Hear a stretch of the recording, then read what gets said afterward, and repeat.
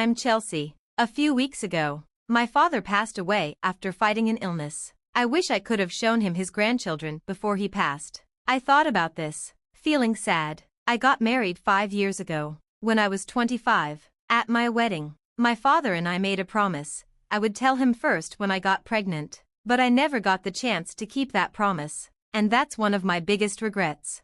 Since my dad got sick last year, I did everything I could for him. I visited him often, called him, and video chatted with him. I kept wondering if I could have done more. I said this out loud, and my mother comforted me. "You did well, Chelsea," she said. Just then, my sister Portia came in with the lawyer. He was a man in his 40s, and he introduced himself as Samuel. He gave me his card and thanked me for coming. My mother showed him to a seat, and then Portia spoke up. "I heard from the lawyer that Dad left a big inheritance," she said.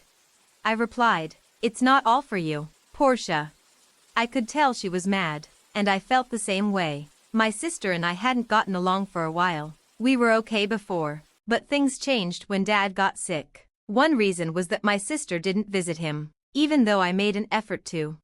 Portia and I argued about it, with me saying she was being stubborn and her saying it was too hard to visit because she lived far away. She didn't seem to care about Dad like I did, and our relationship kept getting worse. The lawyer tried to calm us down, and we quieted down. He then explained that he had Dad's will. He contacted me a few weeks before he passed. He said, I had him write the will in front of his doctor. He handed over an envelope with the will inside. I recognized Dad's handwriting. Portia seemed annoyed and just wanted to know what the will said. The lawyer opened it and read that Dad's inheritance included the house, land, savings, and a storage shed. We already knew about the house and land, but we didn't know about the shed. Portia asked about the farm. Dad had a farm, she said. My father used to run a company but stopped and started farming after he turned 50. He was happy with it, but Portia didn't like it and didn't visit. She had even left for a job in another town. The lawyer explained that the farm was rented, not owned. Portia seemed disappointed, but I was relieved. It was too much for us to manage.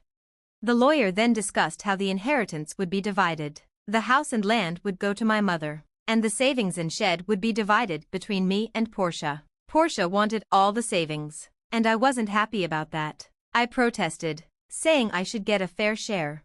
The lawyer said the savings were about $100,000 and that there would be no inheritance tax on it. Portia claimed it all, leaving me with the shed. When I looked at photos of the shed, it seemed small and unimportant. It was full of tools, nothing valuable. Portia didn't want it either, but she quickly gave it to me in exchange for the cash.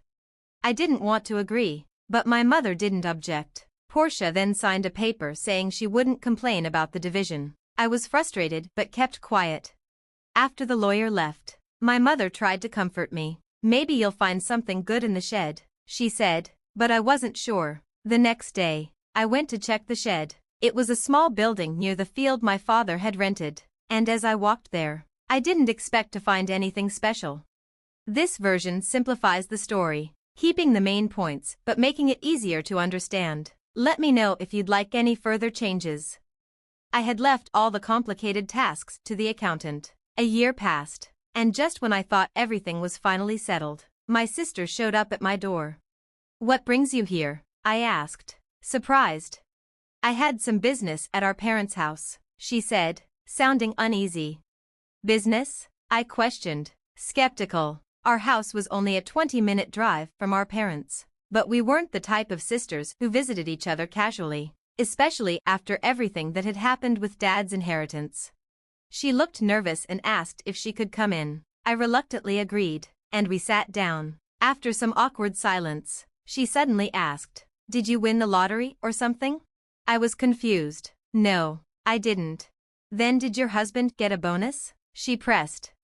I was still puzzled. "We don't get bonuses like that. What are you talking about?" My sister grew frustrated. "Money. You must have money, right? You got some extra, didn't you?"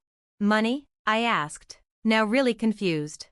She explained that she had run into our aunt recently, and Aunt had told her I sent a $500 gift card as a thank you for helping with Dad. My sister thought I'd suddenly come into a lot of money. "Just admit it," she demanded. I sighed. That gift card was a thank you gift. Nothing more. She was getting upset. Where did you get the money for it? I finally told her. From Dad's inheritance.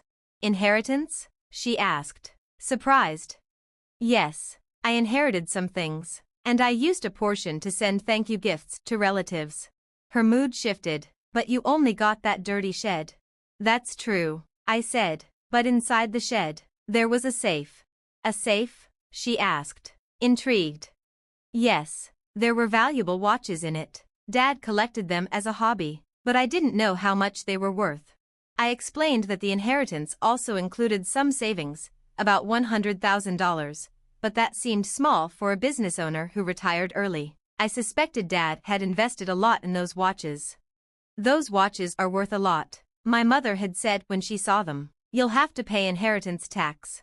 So, I consulted with the lawyer and accountant. The lawyer explained that the watches alone were worth at least $500,000, so I would need to pay taxes on that. The accountant helped me sort it out. I ended up selling some of the watches to cover the tax, and the thank you gifts came from that money. I kept the watches that had sentimental value, like the pocket watch Dad wore often. I showed my sister the pocket watch. She frowned. That's it? No more expensive ones left? No. The rest are still in the safe at Mom's house, I said. My sister seemed deep in thought, but then stood up suddenly. Okay, I'm leaving, she said, and rushed out of the house. Later that night, I got a call from my mom. Chelsea, you need to come over right away. Something happened. My husband and I rushed to my mother's house, where we saw several police cars parked outside. I pushed through the crowd and called out to my mother. What happened? Well, Chelsea, you see, she began. Apparently, my sister had snuck into the house to get into the safe. My mom thought someone was breaking in, so she ran out to get help. The neighbor called the police, thinking there was a burglar. But when the police arrived, they discovered it was my sister, rummaging through the safe. She panicked and tried to escape, but in her haste, she knocked over the safe, trapping herself under it. My mother called the ambulance, and my sister was taken to the hospital. She kept saying her leg hurt, but I was shocked. What was she thinking? I asked, completely baffled. Later, I found out that my sister had been spending a lot of money on brand name items and had run up huge debts. She had used the $100,000 inheritance to pay off some of it, but still needed more. That's why she had tried to get the watches from the safe. Her husband found out about her debts and was furious. He told me, I'm filing for divorce. I was stunned. Divorce? He explained that after the huge fight about her spending habits, she had stormed out, saying she would borrow money from our mom. But now, with this situation, he had had enough. He took the divorce papers to the hospital, and my sister was forced to sign them. Now, she's in the hospital, recovering from the leg injury, while her marriage is falling apart.